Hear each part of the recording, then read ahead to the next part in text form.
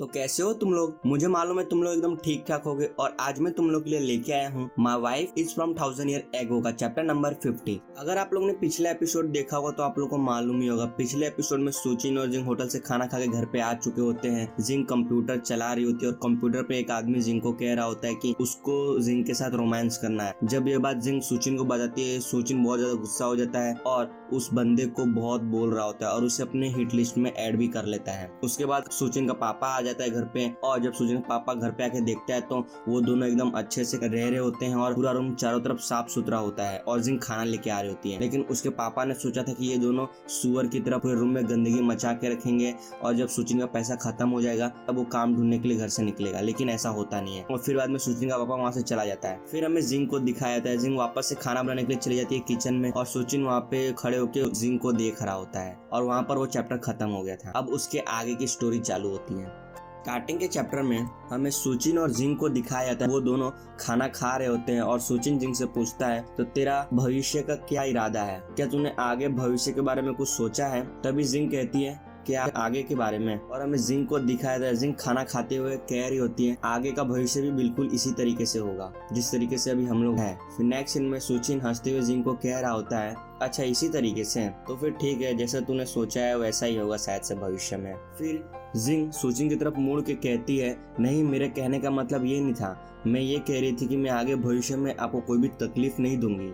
फिर हमें जिंग को दिखाया था। जिंग उदास वाला चेहरा बना लेती है और सुचिन को कह रही होती है मैं ये कह रही थी कि मैं आपकी बहुत आभारी हूँ कि आपने मेरी बहुत मदद की, लेकिन मैं आपको हर चीज के लिए तकलीफ नहीं दे सकती और वैसे भी हम दोनों के बीच में कोई दूसरा रिश्ता भी नहीं है, तो फिर मैं आपको तकलीफ कैसे दे सकती हूँ। फिर हमें जिंग की सेकंड मिस को दिखाया था और जिंग सुचिन को कह रही होती है सेकंड मिस ने मुझे कहा था कोई भी इस दुनिया में हमारी मदद नहीं करता और जो हमारी मदद करता है वो बहुत ही अच्छा इंसान होता है और उसका हमें फायदा नहीं उठाना चाहिए। नेक्स्ट सीन में हमें सुचिन को दिखाया था। सुचिन अपने मन में कह रहा होता है ये बदलाव कहाँ से आया इसके अंदर। फिर हमें सुचिन को दिखाया था। सुचिन शर्माते हुए जिंग को कह रहा है तुझे मालूम है ना हमारे बीच में कोई रिश्ता नहीं है, तो जब हमारे बीच में जब कोई रिश्ता नहीं है तो तुम मुझसे शादी कर सकती है, तो हमारे बीच में एक रिश्ता भी बन जाएगा। और ऐसा लगता है हम दोनों को ऊपर वाले ने इसीलिए मिलाया था ताकि हम दोनों एक साथ रह सके। तभी हमें जिंग को दिखाया था। जिंग कहती है ये नहीं हो सकता क्योंकि आपने मेरी बहुत मदद की है और मुझे आपका कर्जा भी चुकाना है,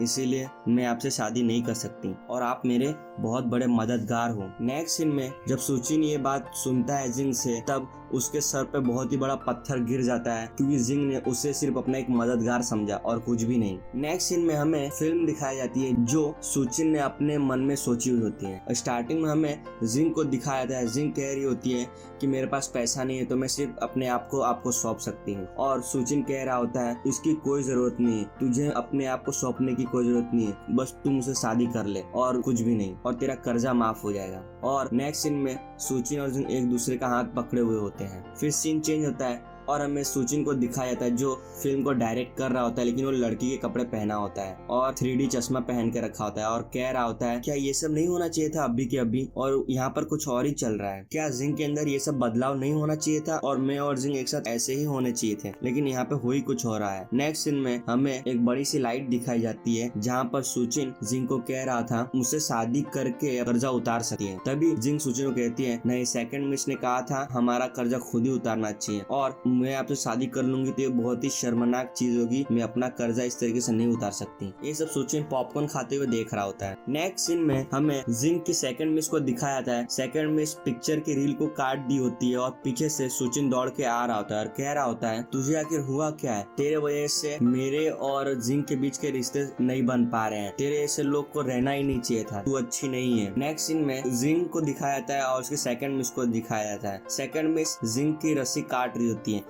अब वो रस्सी काटने का मतलब ये होता है कि जिंग और सुचिन के बीच में जो रिश्ते होते हैं वो एक धागे से कनेक्टेड है, लेकिन जिंग की सेकंड मिस ने वो धागा काट दिया होता है, इसीलिए जिंग और सुचिन के बीच में कोई और रिश्ता नहीं बन पा रहा है। नेक्स्ट में सुचिन को दिखाया जाता है। सुचिन बहुत ही गुस्से में लग रहा होता है। वो इतना गुस्से में लग रहा होता है कि उसके मुंह से खून निकल रहा होता है और कह रहा होता है मैं अपने गुस्से को कंट्रोल नहीं कर पा रहा हूँ। नेक्स्ट सीन में हमें सुचिन और जिंग को दिखाया जाता है। सुचिन जिंग को कह रहा होता है तो फिर तू मुझे अपना मददगार मत समझ, कुछ और समझ ले। तभी जिंग सुचिन को कहती है नहीं, आप मेरे मेरे मददगार हो और मैं आपको कुछ और नहीं समझ सकता और मैं एक दिन बहुत सारे पैसे कमाऊंगी और मैं अपनी जिंदगी आराम से जीऊंगी और आपको कोई भी तकलीफ नहीं दूंगी। नेक्स्ट सीन में हमें सुचिन को दिखाया जाता है, उसके ऊपर बड़ी सी पत्थर गिरी होती है और उसके ऊपर जिंग की सेकंड मिस खड़ी होती है और हमें दिखाया जाता है कि इस लड़ाई में जिंग की सेकंड मिस जीत गई होती है क्योंकि जिंग ने अभी भी सुचिन को अपना मददगार समझा, कुछ और नहीं। सुचिन अपने मन में कह रहा होता है, मुझे पता नहीं था जिंग का मददगार बनने से वही चीज मेरे रास्ते में आएगी और मैं उसे अपनी गर्लफ्रेंड भी नहीं बना पा रहा। नेक्स्ट सीन में सुचिन और जिंग को दिखाया जाता है। सुचिन सोफा पे बैठ के मोबाइल में काम कर रहा होता है और जिंग कंप्यूटर पे और पास में उसकी बिल्ली आ रही होती है। सुचिन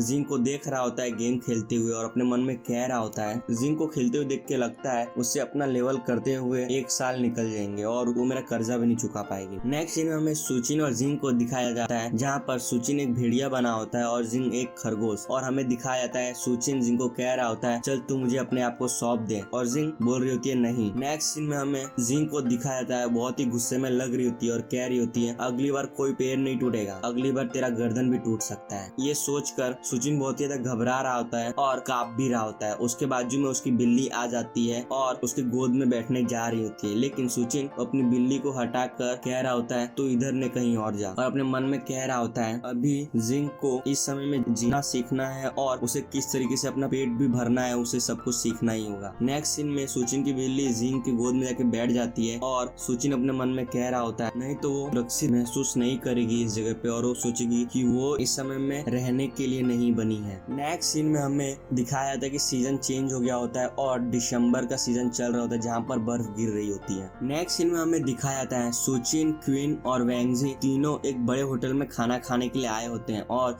क्वीन सुचिन को बोल रहा होता है, चल मुझे सच सच बता तेरी गर्लफ्रेंड आखिर आई कहाँ से है। नेक्स्ट सीन में हमें सुचिन को दिखाया जाता है, सुचिन क्वीन को कह रहा होता है उसके कोई भी रिश्तेदार इधर नहीं है और मुझे उस पर दया आ गई, इसीलिए मैंने उसे अपने साथ घर में रख लिया और फिर में हम दोनों गर्लफ्रेंड बॉयफ्रेंड बन गए। नेक्स्ट सीन में हमें वैंगजी को दिखाया जाता है, वैंगजी के मुंह से पानी आ रहा होता है और कह रहा होता है क्या ये भी एक नॉर्मल तरीका है अपनी गर्लफ्रेंड बनाने का। और सुचिन कह रहा होता है हाँ ये तो नॉर्मल है क्योंकि जब भी कोई कपल एक दूसरे के साथ रहना चाहते हैं तो दोनों बस राजी होने चाहिए और हम दोनों राजी हैं और कुछ भी नहीं, तो इसमें क्या फर्क पड़ता है कि कोई भी तरीका हो। तभी हमें क्वीन को दिखाया था, क्वीन सुचिन को चिल्ला के कह रहा होता है क्या बकवास कर रहा है, तो फिर तूने मुझे पहले उसे अपनी बहन क्यों बताया और मुझे तेरे पे भरोसा नहीं है। नेक्स्ट सीन में हमें सुचिन को दिखाया था, सुचिन एक संत बना हुआ होता है और रो रहा होता है और कह रहा होता है मैं तो बस उसका पहचान छुपाने में उसकी मदद कर रहा था क्योंकि वो बेघर है और उसके पास कोई भी काम नहीं है और उसका कोई घर भी नहीं है और उसके पास पहचान पत्र भी नहीं है और उसके बारे में मैंने सब कुछ पता कर लिया है, वो एकदम सही है और वो एक बार झोपड़ी में भी रह चुकी है और तुझे तो मालूम है झोपड़ी किस तरीके का होता है। नेक्स्ट सीन में हमें क्वीन को दिखाया जाता है, क्वीन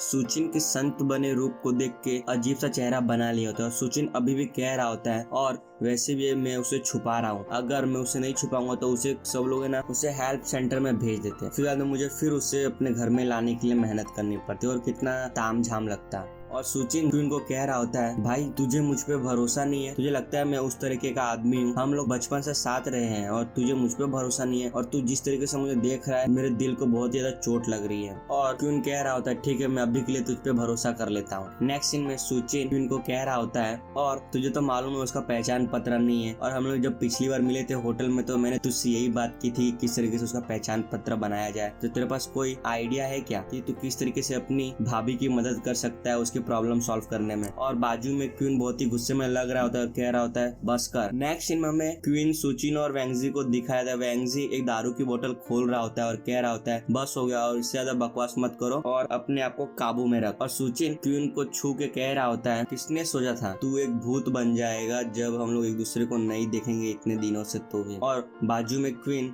बहुत ही डर रहा होता है, कह रहा होता है क्या बोल रहा है भूत बन गया हूँ मैं। नेक्स्ट सीन में तीनों जन चीयर्स करके दारू पी रहे होते हैं, तभी हमें क्वीन को दिखाया था, क्वीन कह रहा होता है भाइयों कल मेरे को काम पे जाना है इसलिए मैं अब जल्दी जा रहा हूँ ठीक है ना। और हमें सुचिन और वैंगजी को दिखाया जाता है, सुचिन और वैंगजी सलाम करते हुए कह रहे होते हैं तुम्हारा बहुत ज्यादा शुक्रिया काम करने के लिए मिस्टर पुलिस ऑफिसर। और क्वीन गुस्से से कहता है किसको बोल रहा है mister police officer. Next scene में हमें वैंगजी और सुचिन को दिखाया जाता है, वो दोनों कार में जा रहे होते हैं और सुचिन वैंगजी से पूछ रहा होता है ये थोड़ा मुश्किल है लेकिन मैं तुझसे ये पूछ रहा हूँ कि तेरे परिवार वाले ने कोई ऐसा दुकान खोला है जिसमें आदमी को काम करने के लिए उसका पहचान पहचान पत्र जरूरी नहीं है, कोई भी छोटा मोटा काम चलेगा। तभी वैंगजी सुचिन को कह रहा होता है, तो क्या तू अपनी गर्लफ्रेंड के लिए कोई जॉब ढूंढ रहा है? ये बहुत ही आसान सा काम है, तू बस उससे पूछ ले, अगर हाँ कहती है तो। और उसको ये फायदा भी होगा, जब भी वो अपना पहचान पत्र अप्लाई करेगी तो हमारे पहचान से उसका पहचान पत्र भी बन सकता है। तभी सुचिन वैंगजी को कह रहा होता है, ऐसे देखा जाए तो वो बेघर थी और उसका पास्ट भी बहुत ही खराब है, लेकिन अब जब वो तेरी दुकान में काम करेगी तो उसका बैकग्राउंड भी बहुत ही अच्छा हो जाएगा और काम जो 16 साल से ऊपर वाले लोग कर सकते हैं वो सबसे अच्छा होगा। तभी वैंगजी सुचिन को स्टाइल से कह रहा होता है, तो तेरे कहने का मतलब यही है कि वो मेरे दुकान पे 2 साल से काम कर रही है, ठीक है ना? चल मैं ये सब कुछ करता हूँ इसके बारे में और इसको मैं सच साबित कर दूंगा, तू मुझे भरोसा कर सकता है। और सुचिन कह रहा होता है, जैसा मैंने तुझसे उम्मीद की थी तू वैसा ही निकला। और यहाँ पर ये चैप्टर खत्म हो जाता है। अगर आप लोग इस चैनल पे नए हैं तो चैनल को सब्सक्राइब करना बिल्कुल मत भूलना और साथ ही बेल आइकन दबा देना। जब भी मैं अगला एपिसोड अपलोड करूंगा तो वो सीधा नोटिफिकेशन मिल जाएगा। अब हम लोग अगली बार मिलेंगे my wife is from 1000 year ago का चैप्टर नंबर 51 में। तब तक के लिए टाटा और बाय बाय।